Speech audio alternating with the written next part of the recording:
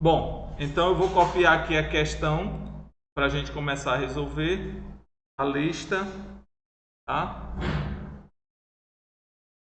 Então vamos começar pela primeira. Ok? A primeira questão, me digam vocês se todo mundo está enxergando aí. Primeira questão da lista 5. Tá dando para enxergar.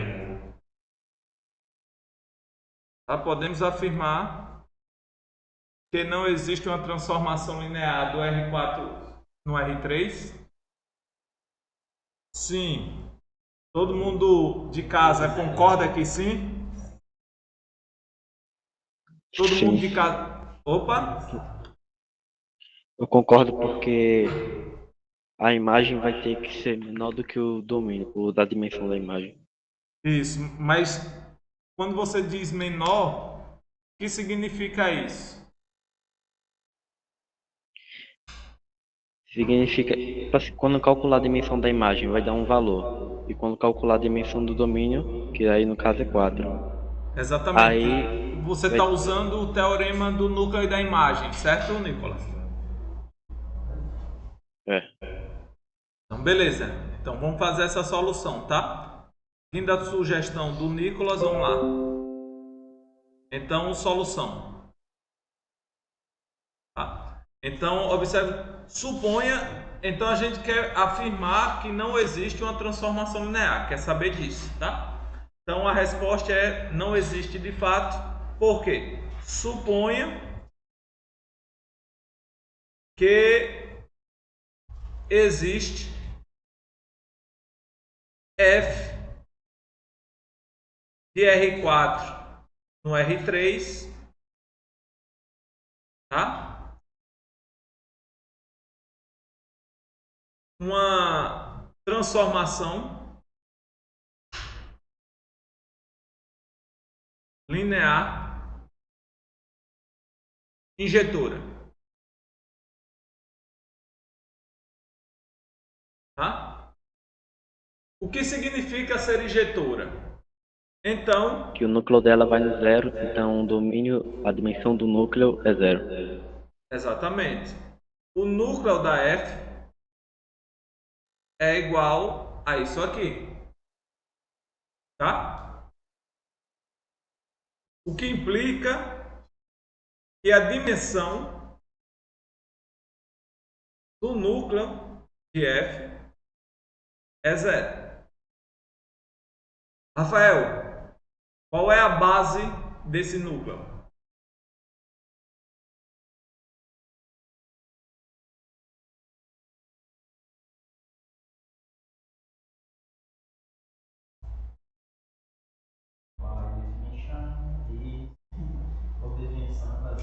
É o vazio.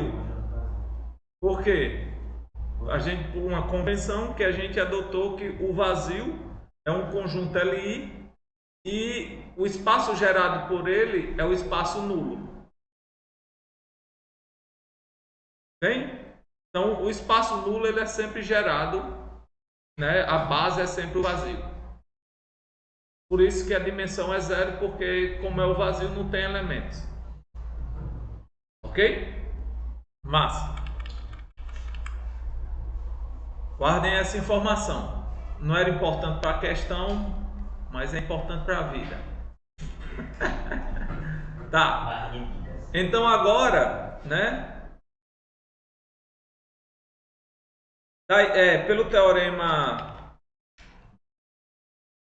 Pelo teorema do núcleo e da imagem,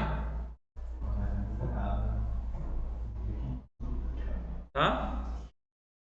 Temos que a dimensão do domínio, quem é o domínio? R4. Deve ser igual à dimensão do núcleo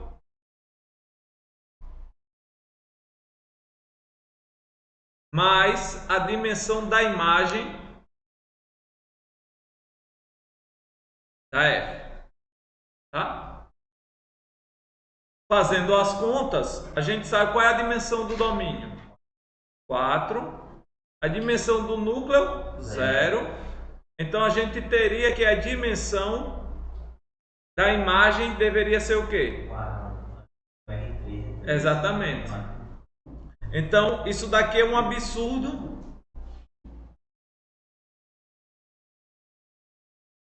Né? Pois isso daqui é um subespaço. É subespaço do contradomínio da F, que é o R3.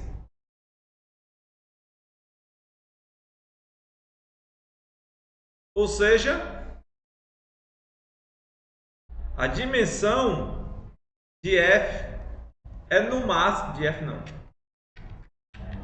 da imagem de F é no máximo a dimensão do contradomínio, que é igual a 3. Tá? Então, qual é o absurdo? Foi a nossa suposição inicial. Porque se a nossa suposição inicial vale, a gente chega que a imagem deveria ter dimensão 4. Tá? Então, logo, a nossa suposição não pode ser satisfeita. Portanto, tá? Não existe F do R4 em R3 injetora.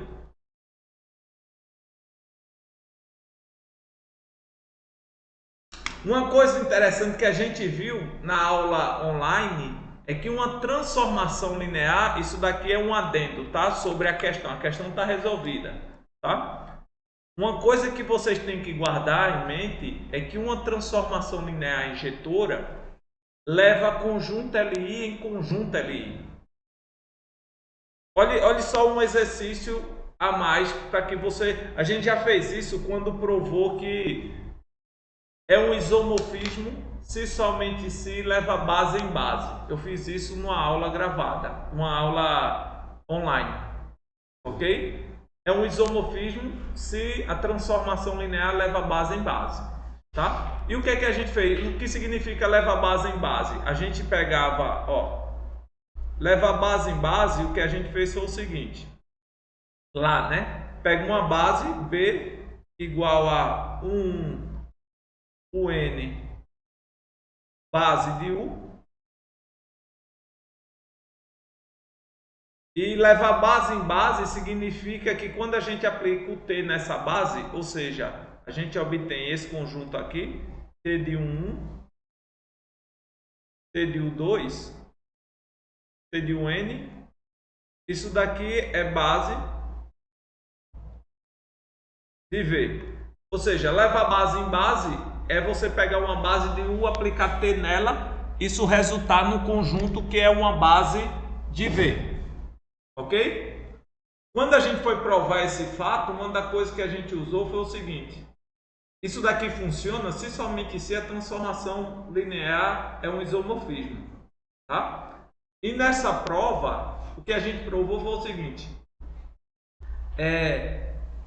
para mostrar que isso era LI, para isso ser LI, a gente usou que essa transformação linear era injetora. Por quê? Porque a gente estava assumindo que era um isomorfismo.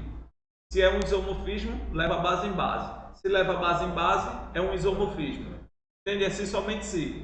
Então, assumindo que é isomorfismo, e quando você vai provar que leva base em base, você prova que a injetividade garante que a imagem de um conjunto LI também é LI. Ok? A gente vai fazer isso, tá? Mais simples do que o que eu acabei de falar aqui. Então, observe o seguinte, ó. Suponha que, ó, F é uma transformação linear injetora. Tá? E P igual a 1, o K é LI. Tá? Com isso, a gente vai provar o seguinte. C igual a T de 1, T de UK é LI. Como é que a gente prova isso? Bom, da única forma que a gente sabe. Como é que a gente verifica que o conjunto é LI ou não? Faz uma combinação do zero e vê que a única solução para aquela combinação é que todos os coeficientes sejam zero. Então a gente faz isso. Então, solução. Tá? Isso é para que vocês guardem em mente que um conjunto, quando você tem uma transformação linear, ele envia um espaço de dimensão K, tá? Num espaço de dimensão K. Tá?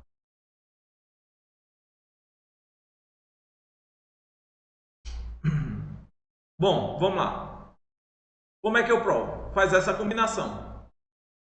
Alfa 1 T alfa 1 mais alfa K TK TUK igual ao elemento neutro do contradomínio.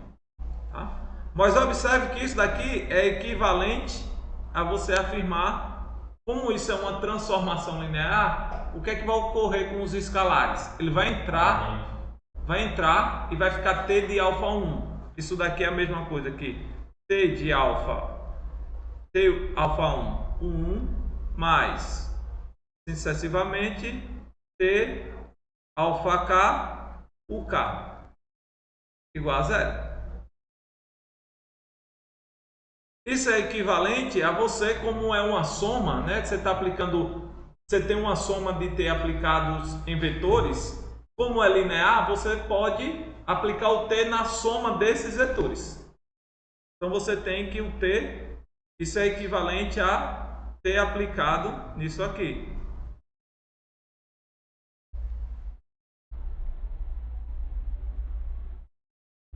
Igual a zero.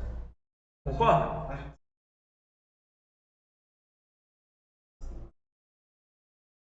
A gente sabe que eles são LIs, mas ainda eu não posso, a partir de agora, afirmar que todos os alfas são zero. A única coisa que eu sei é o seguinte: me diga uma coisa, quando você aplica uma transformação linear no vetor e isso dá zero, o que é que você pode dizer?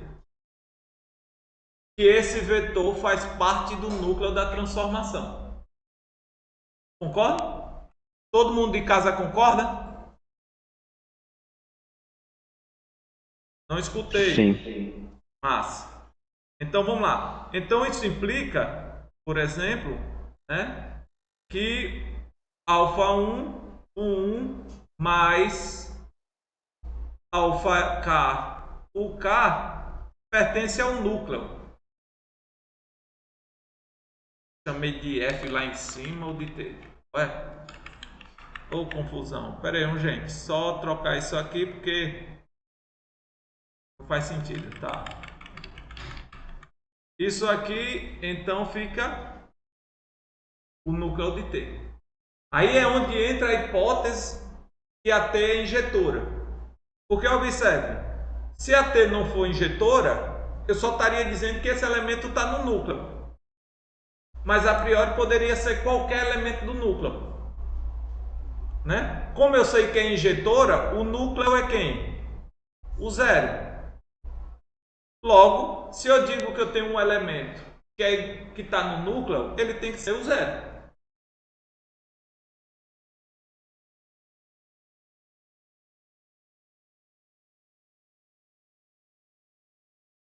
É o zero. Então, o que é que a gente acabou de fazer? A gente acabou de dizer o seguinte, ó.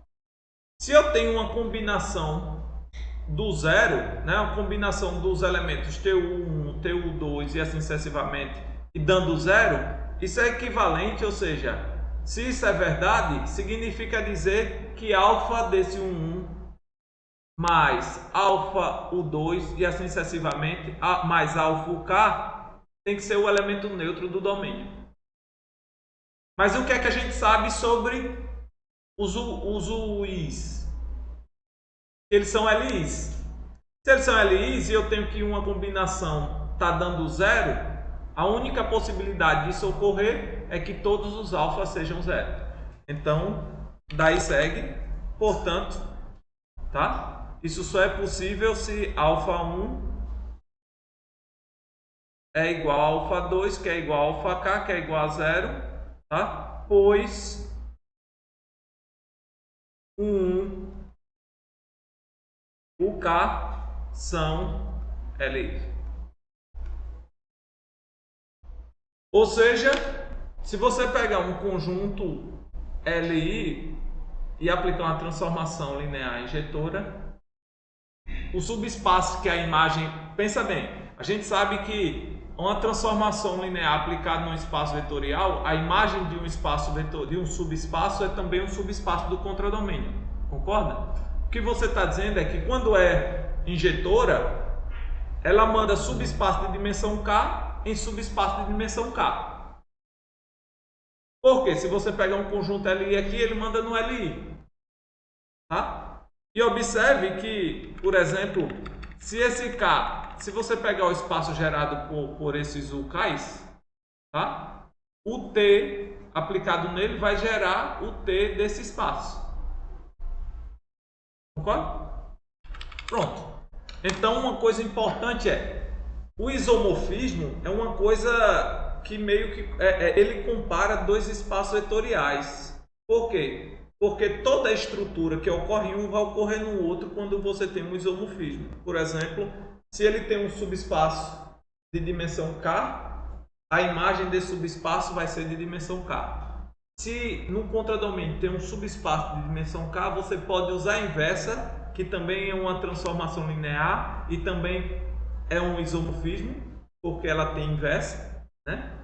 E aí então ela manda subespaço de dimensão K também subespaço de dimensão K no domínio, ou seja, fica um jogo de correspondência que todo o que ocorrer no domínio, né, com relação ao espaço vetorial, vai ocorrer no contradomínio. Então esses espaços de certa forma são equivalentes, tá? Olha que interessante. A gente vem estudando espaços vetoriais por diabo, né? Um monte. Mas olha que coisa interessante. Teorema.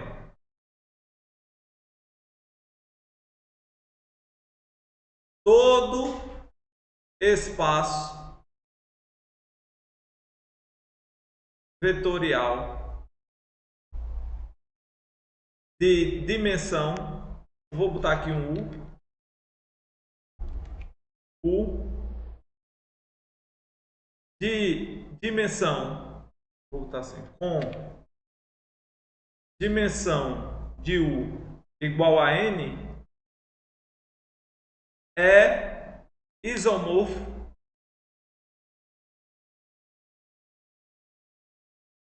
a Rn. O que significa isso? Isto é, existe F de U no Rn isomorfismo.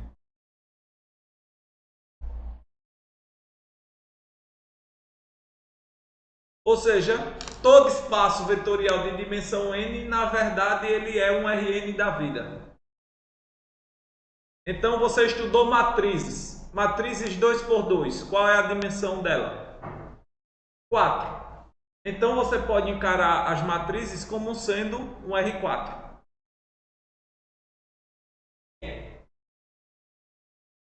Né? Por quê? Aí a gente vai mostrar como é que eu construo esse isomorfismo. A pergunta é essa. Então vamos lá. Demonstração. Como é que eu construo esse isomorfismo? Como é que eu construo um isomorfismo, amor?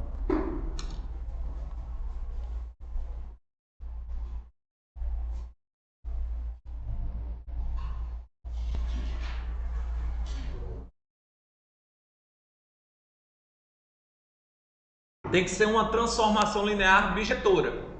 Concorda? Vocês lembram como constrói uma transformação linear?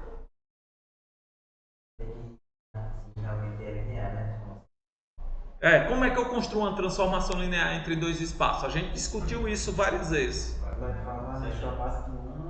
Em alguns elementos daqui. Só que você quer agora que seja um isomorfismo. Aí vem aquela propriedade que tem que levar base em base. Entende? Você mistura os dois conhecimentos que você tem, que é como construir uma transformação linear.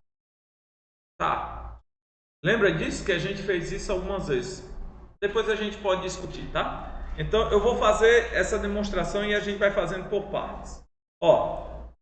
Então, como é que eu construo uma transformação linear? Vamos relembrar. Então, construção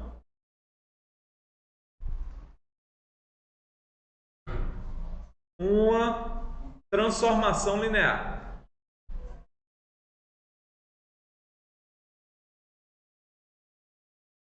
Não pode esquecer disso, tá, galera?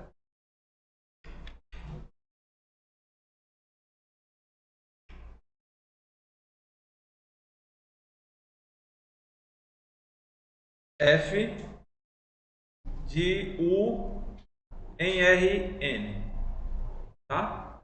Como é que eu faço? A priori eu vou fazer o seguinte, pego uma base, como é que a gente tem que fazer para construir de um espaço em outro? Eu vou pegar uma base do domínio. Lembra dessa brincadeira? Pego uma base do domínio. Então, seja P igual a 1, o N, uma base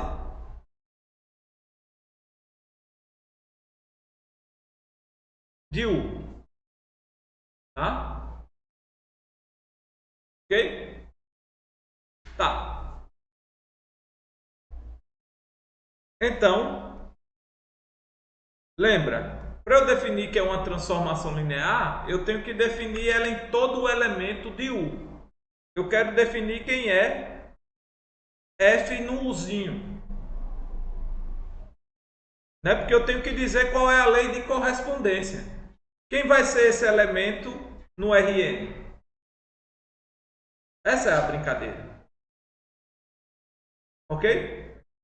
Como é que eu vou fazer? Bom, primeira coisa é, o que é que eu sei? O U, então, dado U pertencente ao Uzão, tá?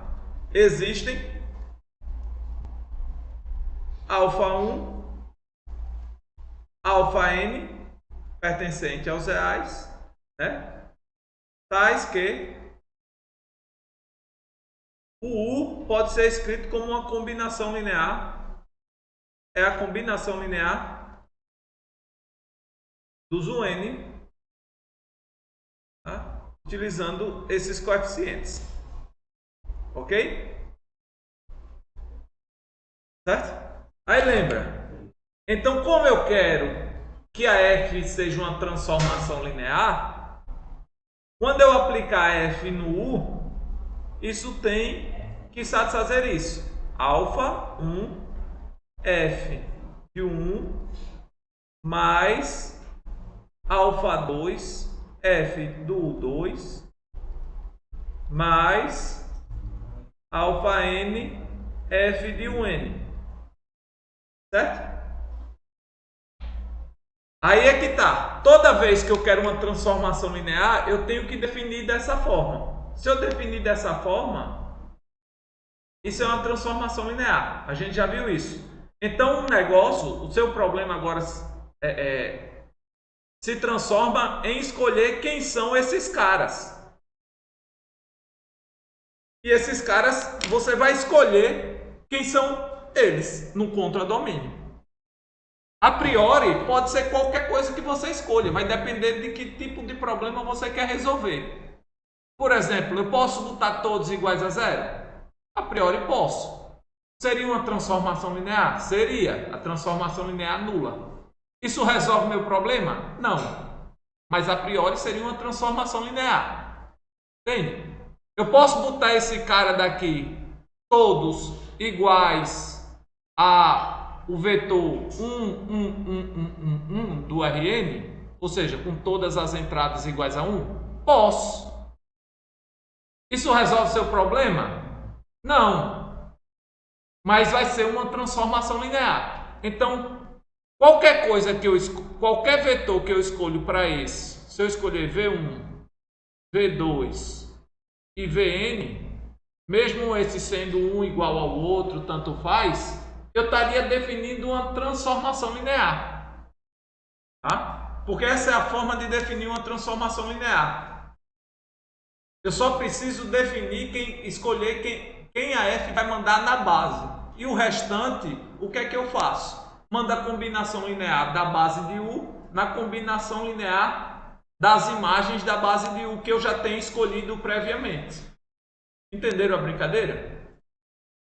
Só que eu quero uma transformação linear, não qualquer uma. Eu quero um isomorfismo, porque eu quero construir um isomorfismo. Aí eu lembro da propriedade. O que é que o isomorfismo faz? Leva base em base.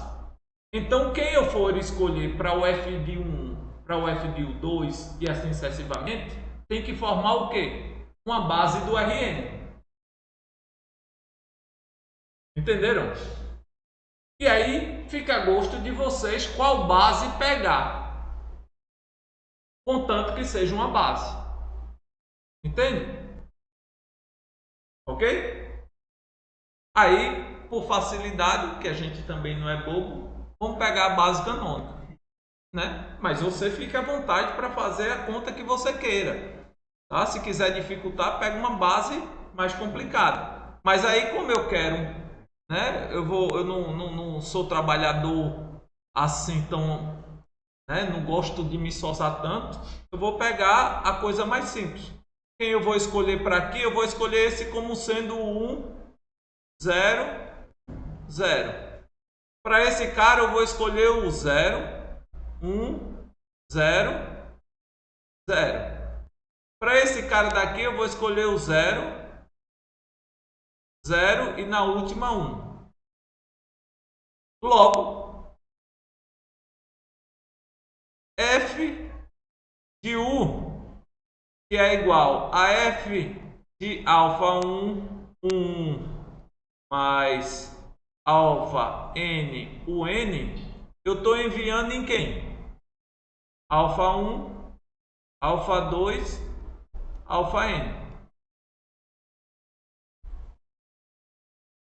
Concorda? Né? Porque vai ficar alfa 1 vezes esse cara, mais alfa 2 vezes esse cara. Quando eu somo, vai ficar assim. E assim sucessivamente. Ok? Isso é um isomorfismo, obviamente, né? Por quê? Quem são os caras que vão no zero? São os caras cujos coeficientes, quando você olha a combinação dele na base de U, na base que você pegou, tem todos os coeficientes iguais a zero. Logo, é o zero. Só tem esse cara. Tá? Então, é injetora. Se é injetora, a imagem de cada um, observe que a imagem de cada um te dá um conjunto Li no contradomínio. Né? Se é um conjunto Li e a dimensão é n, e esse conjunto Li tem dimensão, tem n elementos, logo é uma base. Logo leva a base em base, obviamente. Se leva a base em base é um isomorfismo. Ok? Tá? Então, isso é muito massa, porque agora você tem que a transformação linear desse cara, né, de todo espaço vetorial de dimensão K é um Rn da vida.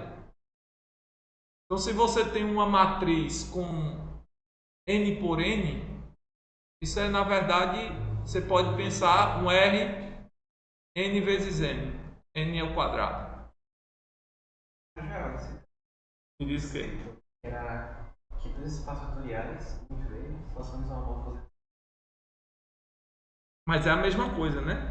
Não é mais geral. Porque, observe, pegue U e V com dimensões iguais. Então, U é isomorfo ao Rn. E o V também. Então, você pega a composição e você tem um isomorfismo que vai de U em V. Concorda? Certo? Ok? Massa. Vamos a outra questão. Querem dar um descansozinho de 5 minutos? Eu desci. Espera aí, então deixa eu pegar a questão, tá? Para deixar aqui. E a gente... Vou pegar essa questão 2, tá?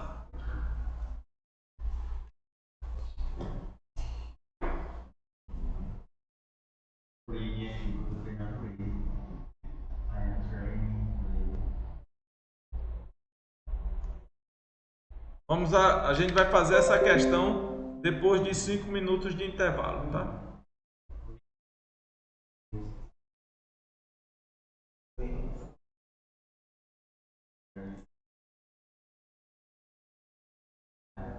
Vamos dar uma pausazinha, entendeu, galera?